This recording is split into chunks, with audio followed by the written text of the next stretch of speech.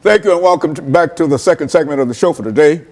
We're talking to Dr. Herbert Marbury from Vanderbilt University, and he's giving us some information in reference to the institutional church. And he's also given us some excellent information concerning his background and some of the experiences that led him to us this morning. And so, Dr. Marbury, let's see if we might be able to pick up where we left off and to have you to start talking about African Americans and the institutional church from your perspective.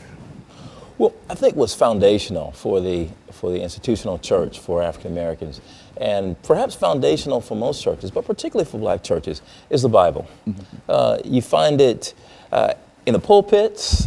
We preach from it. It is our authority for our moral life, and it is for most Christian communities the Word of God.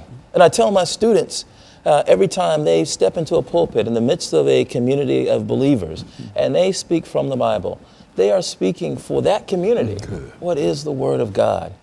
And so one of the things that captured my attention when I was a student at ITC and then later at Vanderbilt, I had good professors like Professor Victor Anderson and Professor Lewis Baldwin, who interests me not only in ethics, that is how black communities think about what's right and wrong, but also interested me in the history of the black church.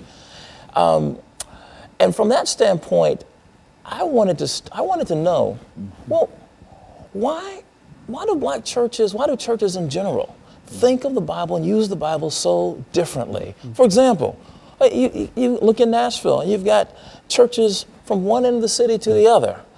And on fundamental issues, we disagree, and yet the same book is being preached from our pulpits. And I began to wonder, well, what's going on? It's not the book is the same. Mm-hmm. What's going on in the way that we interpret these texts? It's the interpretation of the books. Absolutely, it's the way. And so I wanted to study how African Americans historically have interpreted the Bible. And so that's the reason I wrote Pillars of Cloud and Fire.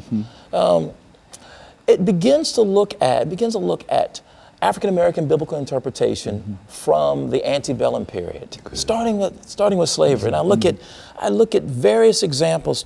A radical example and a conservative example in the antebellum period, beginning with Absalom Jones and David Walker.